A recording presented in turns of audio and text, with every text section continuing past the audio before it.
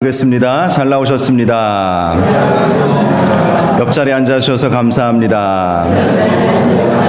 사랑하고 축복합니다. 네, 감사합니다. 오늘 말씀을 보니까 한 부자 청년이 나오고 있습니다. 누가복음에 보면 이 부자 청년을 관리라고 말씀을 하고 있어요. 부자이면서 관리이죠. 젊은 청년이 관리가 되었다면 집안이 좋든지 똑똑하든지 둘 중에 하나였을 것입니다. 더군다나 이 청년이요, 영생을 추구하는 청년이었어요. 예수님께 나와서 어떻게 해야 영생을 얻을 수 있겠습니까? 이렇게 질문하는 것을 보면 아주 종교적 열심도 있었던 청년이었던 것을 알 수가 있습니다. 마가복음에 보니까 지금 예수님께 나왔을 때 이 청년이 무릎 꿇고 앉았다라고 말씀하고 있습니다. 여러분, 요즘 젊은이들 좀 버릇없다고 이야기하죠. 제가 봐도 좀 그런 것 같아요. 지들은 영원히 살 것처럼 생각하면서 이어령 박사님이 그러셨다잖아요. 사람은 다 늙는다. 그리고 늙으면 죽는다. 이걸 젊은이들은 알아야 된다. 이 이야기를 하셨다고 해요. 여러분, 근데 이 청년은요, 젊고 돈도 많고 똑똑하고 집안도 좋은데 겸손하기까지 한 거예요. 예수님께 나와서 꿇어 앉아서 질문을 한 것이죠. 선하신 선생님이요, 어떻게 하여야 영생을 얻을 수 있겠습니까? 오늘날 그 딸 가진 부모 입장에서는 1등 사윗감이죠. 야, 이런 사윗감만 있으면 얼마나 좋을까. 돈 많죠, 집안 좋죠, 똑똑하죠, 잘났죠, 겸손하죠. 얼마나 또 신앙도 좋죠. 우리 젊은 자매들 같은 경우는 1등 신랑감이에요. 1등 교회 오빠 아십니까? 아주 정말 대단한 그런 청년이 주님을 찾아온 것을 알 수가 있습니다. 이 청년이 예수님께 질문을 하죠. 선생님이여, 내가 무슨 선한 일을 하여야 영생을 얻을 수 있으리까? 여러분은 이런 질문들을 가지고 계시기 때문에 이 자리에 나오신 줄로 믿습니다. 이 청년의 질문을 가만히 보면 이 청년이 영생에 대해서 오해하고 있구나라는 것을 알 수가 있어요. 모든 것이 다 완벽한 사람은 없죠. 영생에 대해서 무엇을 오해하고 있습니까? 무슨 선한 일을 하여야 영생을 얻을 수 있으리까? 여러분, 영생은 선한 일을 통해서 얻을 수 있는 것이 결코 아닙니다. 아무리 선한 일을 해도 하나님의 선의 기준을 만족시킬 수가 없기 때문에 그런 것입니다. 선한 일을 통해서 영생을 얻을 수 있는 것이 아니에요. 영생은 오직 예수 그리스도를 믿는 믿음으로 얻게 됨을 믿으시기를 바랍니다. 자, 그래서 예수님이 말씀하시는 거예요. 어찌하여 선한 일을 내게 묻느냐? 선한 이는 오직 한 분이시니라. 선한 이는 오직 하나님 한 분이시다. 선한 일을 통해서 영생을 얻는 것이 아니라 선하신 하나님을 믿어야 영생 얻는다는 것을 알려주신 것입니다. 그러면서 이 청년에게 말하죠. 네가 생명에 들어가려면 계명들을 지키라. 이 말씀은 계명을 지켜야 구원을 얻을 수 있다는 말씀이 아닙니다. 이 청년에게 무엇이 믿음인지 무엇이 하나님을 섬기는 일인지 알려주기 위해서 계명들을 지키라라고 말씀을 하신 것입니다. 그러자 이 청년이 말하죠. 어느 계명입니까? 어느 계명입니까? 이렇게 물어봅니다. 그래서 예수님이 10계명에 나와 있는 계명들을 말씀해 주십니다. 살인하지 말라, 간음하지 말라, 도둑질하지 말라, 거짓 증언하지 말라, 내 부모를 공경하라, 내 이웃을 내 자신과 같이 사랑하라. 여러분, 이 10계명 가운데 이 계명은요, 5계명에서 10계명 사이에 있는 계명이라는 것을 10계명을 좀 아시는 분들은 다 아실 거예요. 10계명은 두 가지로 구분할 수가 있습니다. 1계명에서 4계명까지는 하나님을 마음과 뜻과 정성을 다하여 사랑하라. 그리고 5계명부터 10계명까지는 내 이웃을 내 몸과 같이 사랑하라. 이 두 가지가 10계명의 요약이고요. 전체 율법의 요약이기도 합니다. 그래서 예수님이 이 사람과 관련된 계명에 대해서 지금 말씀하신 것을 알 수가 있어요. 그러자 이 청년이 자신 있게 말합니다. 주님, 이 모든 것은 제가 다 지켰나이다. 사람과 관련된 계명들, 간음하지 않았고 살인하지 않았고 도둑질한 일도 없고 거짓 증언하지도 않았고 부모 공경은 당연한 것이고 이웃을 사랑하며 지금까지 살아왔다는 거예요. 이 계명들을 다 지켰는데 혹시 뭐가 더 부족합니까? 라고 다시 질문을 한 것입니다.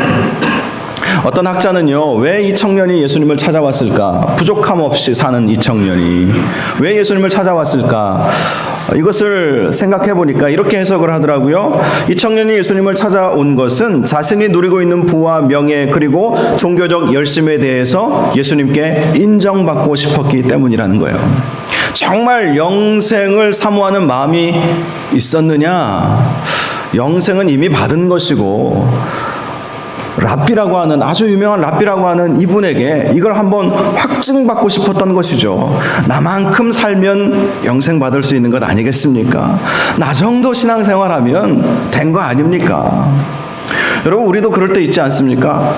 나 정도 주일 성수하면, 나 정도 헌금하고 11조하면, 나 정도 봉사하면, 나 정도 어려운 주위 이웃들이 있으면 이번에도 산불 헌금들 많이 하셨는데 산불 헌금도 하고 봉사도 하고 이 정도 하면 되는 거 아니냐고 생각하는 분들이 있겠죠. 저도 때로는 그래요.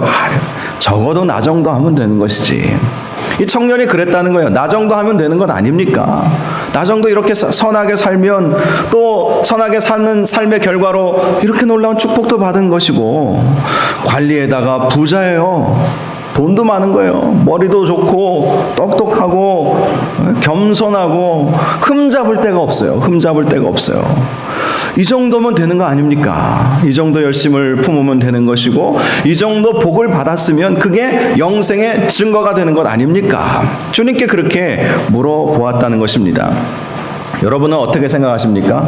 이 청년이 구원을 받을 수 있다고 생각하십니까? 도덕적인 기준이나 행위적 측면에서는 나무랄 데가 없는 것은 사실입니다. 그렇다고 이 청년이 영생을 얻었다고 여러분 보십니까? 진짜 영생은요, 예수를 믿어야 돼요. 이게 정말 중요한 거예요.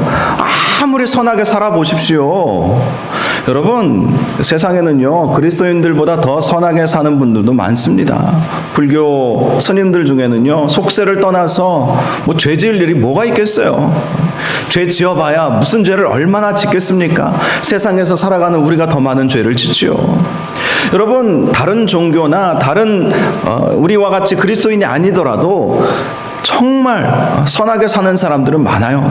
그런데 그렇게 선하게 산다고 해가지고 구원을 받을 수 있느냐라는 것입니다. 결코 그렇지 않다는 것입니다. 그래서 이 청년에게 그 사실을 알려주고 싶으셨던 거예요, 예수님은. 그래서 21절 말씀해 보니까 이렇게 말씀합니다. 네가 온전하고자 할진대 가서 내 소유를 팔아 가난한 자들에게 주라. 그리하면 하늘에서 보화가 내게 있으리라. 그리고 와서 나를 따르라. 여러분, 이 말씀 앞에서 우리는 어떤 마음을 갖습니까? 만약에 예수님께서 저와 여러분들에게 이 말씀을 하셨다면 두 가지 반응이 있을 거예요. 하나님, 주님, 저는 가진 게 없어요. 저도 아마 그럴 것 같아요. 네 가진 걸 다 팔아라. 아니, 제가 가진 게 없는데요. 자동차 하나 있어요. 제 소유로 돼 있는 것은. 나머지는 뭐 제 이름도 없어요. 돈 내라는 것은 제 이름을 걸치고 있지만 뭐 저는 가진 게 없어요. 그러니 당당하게 저 가진 거 없는데요.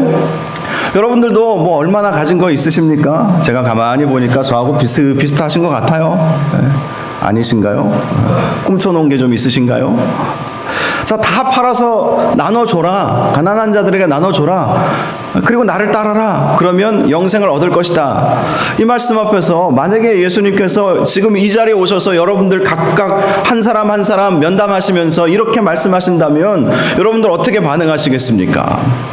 가진 것이 없다고 반응하시겠습니까? 아니면 참 힘든 요구를 하시는군요. 이렇게 반응하시겠습니까? 여러분, 이 예수님의 질문은 이거예요. 계명 중에 1계명에서 4계명과 관련된 계명을 네가 지키고 있느냐라는 것입니다. 자, 5계명에서 10계명까지의 계명은 이 사람이 다 지켰어요. 흠잡을 데 없이 지켰을 거예요. 그런데 1계명에서 4계명의 핵심이 뭡니까? 하나님을 열과 성의를 다해서 마음을 다해서 사랑하라라는 것 아니겠습니까? 여러분 1계명이 무엇입니까? 첫 번째 계명, 너는 나 외에 다른 신을 내게 있게 하지 말지니라. 내게 두지 말라라는 거예요. 지난번 작년에 다니엘 기도회 할 때 이지웅 선교사님이 이 말씀에 대해서 정확하게 우리에게 말씀해 주시지 않으셨습니까? 기억하시는 분들은 기억하실 거예요. 이 1계명의 핵심이 뭡니까? 하나님과 나 사이에 아무것도 두지 말라는 거예요. 있게 하지 말라는 거예요. 물질, 건강, 지식, 자녀들, 가정, 다른 모든 것들 하나님과 나 사이에 가로막게 하지 말고 오직 너와 나와 얼굴을 대면하여 함께 살자라는 것이죠. 하나님을 섬긴다는 것이 바로 그것입니다. 그런데 이 청년에게 있어서 큰 문제가 무엇이었습니까? 물질이 가로막고 있었던 거예요. 하나님과 이 청년 사이에 이 물질이 가로막고 있었던 것입니다. 여러분, 결국 이 청년이 어떻게 했는지 우리는 말씀을 통해서 볼 수 있지 않습니까? 22절 보니까 이 청년이 재물이 많음으로 이 말씀을 듣고 근심하여 가니라. 근심하여 간 거예요. 영어 성경에 보니까 sad라고 되어 있어요. 슬퍼하며 간 거예요. 영생을 얻고 싶었는데 이 엄청난 도전을 주님이 하시니 이걸 감당하기가 어려운 거예요. 자기는 지금까지 돈이 최고인 줄 알고 살았어요. 돈을 버는 것, 명예를 얻는 것, 이게 최고의 인생의 가치라고 생각하고 살아왔어요. 그리고 율법에 나와 있는 대로 남을 돕고 선한 일들을 많이 하면서 살면 된다고 생각한 거예요. 우리도 그렇게 살고 있어요. 우리도 그렇게 이 청년처럼 살고 있을지 모릅니다. 그렇죠. 우리도 어느 정도 종교 생활하면서 어느 정도 우리가 사람과의 관계 속에서 해될 일을 하지 않고 살면 된다. 거기서 우리는 다 멈추고 있지 않습니까? 그런데 예수님이 하시는 말씀이 네가 소중하게 여기고 있는 그 재물을 내려놓을 수 있느냐라는 것이죠. 누구 때문에요? 하나님 때문에. 하나님과 나와의 그 관계 속에서, 너와 나의 관계 속에서 물질을 네가 빼낼 수 있느냐? 이것을 우리 예수님께서 질문을 하시는 것입니다. 그런데 이 청년은 그걸 포기할 수가 없었던 것이죠. 내가 어떻게 해서 이 얻은 물질인데, 내가 어떻게 해서 얻은 이 명예인데 이걸 어떻게 내려놓습니까? 이러면서 근심하며 돌아가 버린 것입니다. 결국 이 청년이 돌아가자 예수님께서 제자들에게 말씀하시죠. 부자는 천국에 들어가기가 어려우니라. 못 들어간다는 말씀은 아니에요. 어렵다는 거예요. 그러면서 낙타가 바늘귀로 들어가는 것이 부자가 하나님의 나라에 들어가는 것보다 쉬우니라. 이 낙타가 바늘귀에 들어간다는 이 표현은 제가 종종 말씀을 드렸죠. 바느질할 때 그 조그만 바늘귀가 아닙니다. 이 바늘귀는요, 예루살렘에 들어가는 쪽문이에요. 예루살렘 성 안으로 들어가는 쪽문이에요. 보통 큰 문들이 있는데 이 큰 문은 밤에는 문을 닫아 놓잖아요. 그리고 이제 쪽문을 개방해 놓는데 이 쪽문이 얼마나 작은지 낙타가 무릎 꿇고 겨우 기어서 들어갈 수 있는 문이 바로 이 바늘귀입니다. 그러니 그 바늘귀에 상인이 이제 낙타의 짐을 한가득 싣고 아주 값비싼 물건들을 싣고 예루살렘 성 안으로 들어가려고 하면 어떻게 해야 되겠습니까? 낙타가 짐을 가지고 있는 채로 그 문을 통과할 수가 없어요. 다 내려놔야 돼요. 다 내려놓고 자기도 내려야 되고 짐도 다 내려놓고 자기가 겨우 들어가고 낙타는 무릎 꿇혀가지고 들어가고 그리고 짐을 하나하나씩 날라야 되는 거예요. 바로 그 비유의 말씀을 하시는 것입니다. 부자가 천국에 들어가는 것이 이 낙타가 바늘귀로 들어가는 것보다 더 어렵다는 거예요. 그만큼 내려놓지 않으면 결코 들어갈 수 없는 곳이 천국이라고 말씀하고 있습니다. 사람으로는 할 수 없죠. 그래서 제자들이 몹시 놀라서 말했죠. 그렇다면 누가 구원을 얻을 수 있겠습니까? 구원받을 이 말씀을 보면요, 당시 사람들의 구원관이 무엇인지 알 수 있어요. 구원은 무엇입니까? 이 세상에서 잘 먹고 잘 사는 것, 이것이 구원이라고 생각한 거예요. 그러나 예수님이 생각하는 구원은 아니죠. 하늘의 보화를 쌓는 것이죠. 여러분, 누가복음에 보면 예수님께서 이 청년에게 네가 모든 것을 다 내려놓으면 하늘의 보화가 내게 있으리라, 이렇게 분명히 말씀하셨는데 하늘의 보화는 마음이 없었던 거예요. 이 땅의 보화만 생각한 것이죠. 그 이 땅의 보화를 다 내려놓으면 하늘의 보화가 있을 것이다 라고 약속해 주셨지만 이 청년은 하늘의 보화에 대한 관심은 없고 이 땅의 보화에 대해서만 관심을 두니까 그걸 다 나눠주라고 하니 그걸 감당할 수가 있겠습니까? 그래서 그냥 슬퍼서 돌아가 버린 것이죠.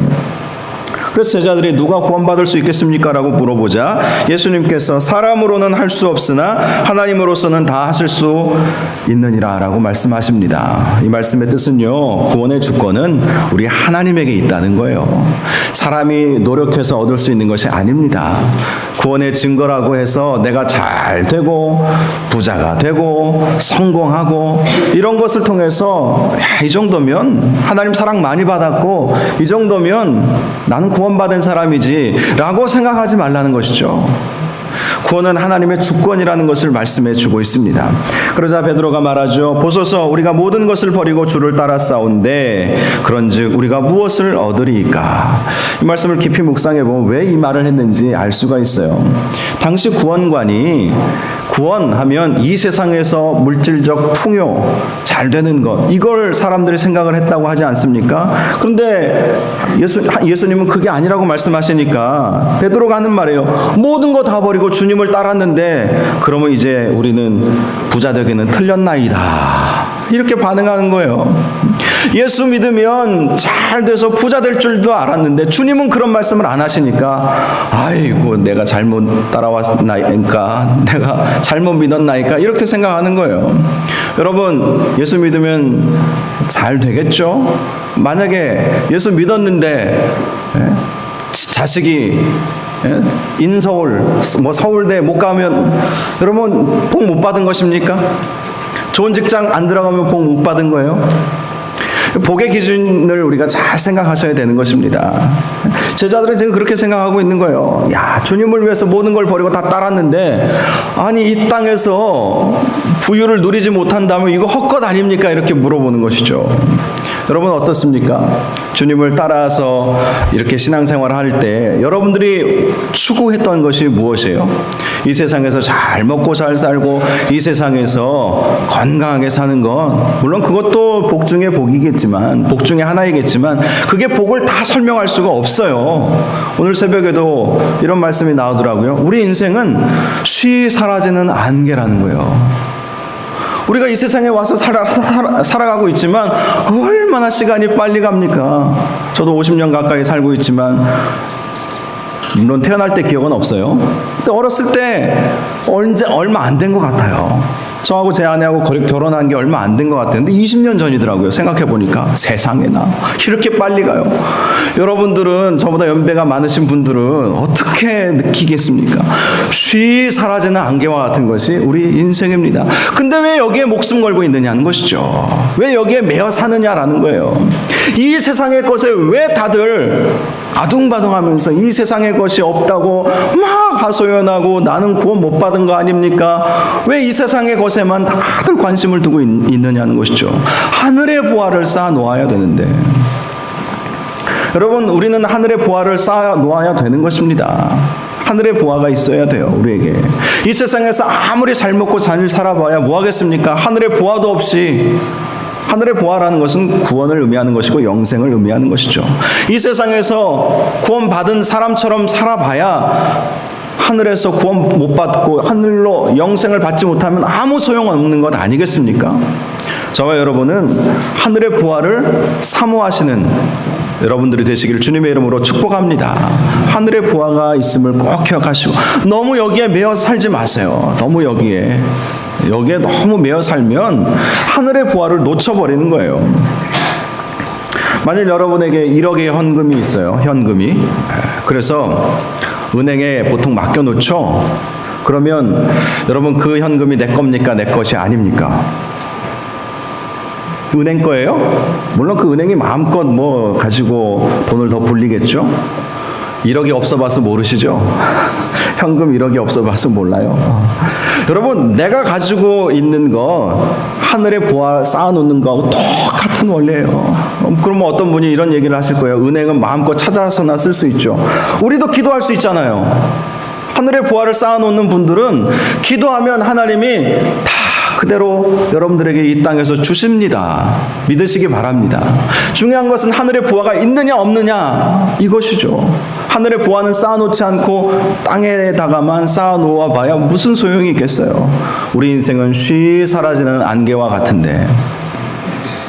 사랑하는 여러분, 오늘 본문 말씀을 통해서 우리가 기억해야 할 축복의 원리가 있습니다. 하나님께서 언제 일하시는지 아십니까? 언제 복을 주시는지 아십니까? 우리가 모든 것을 다 내려놓을 때 하나님은 그제서야 일하기 시작하십니다. 우리가 모든 걸 다 내려놓고 우리가 주님께 맡겨드리면 주님은 그제서야 일하기 시작하는 거예요. 그래서 오늘 본문 말씀을 보면 제자들에게 이런 말씀을 해주지 않습니까? 우리에게는 하늘의 보화가 있고 축복이 있다는 거예요. 어떤 축복입니까? 예수님이 말씀하신 거 28절 말씀을 보니까 12보좌에 앉아서 12지파를 다스리게 된다는 그러한 축복을 주신다는 거예요. 영적 권세를 주신다는 거예요. 영적 권세.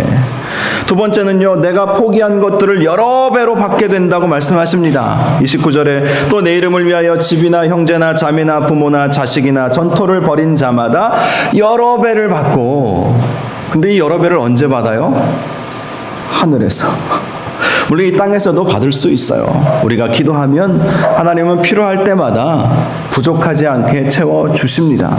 그런데 너무 그게 감당할 수 없을 정도로 많아버리면 그걸로 사람들이 죄 짓잖아요. 죄 많이 짓습니다. 정말 그래요. 그래서 어떤 분이 물질은 굶어 죽지 않을 만큼만 있으면 된다, 뭐 이런 이야기를 했다고 하지 않습니까? 여러분, 그래요. 하늘의 보화를 많이 쌓아 놓으시기 바랍니다. 하나님은 분명히 축복의 약속을 해주셨어요. 그 세 번째 복에 대해서 뭐라고 말씀하십니까? 영생을 상속받으리라. 이 영생을 놓치면 아무 소용이 없는 거예요. 영원한 생명, 우리가 죽지 않고 죽어도 살겠고, 그런 말씀 있지 않습니까? 영원히 하나님과 함께 하나님 나라에서 영원한 천국에서 살 수 있는 그 은혜와 축복이 우리에게 있어요.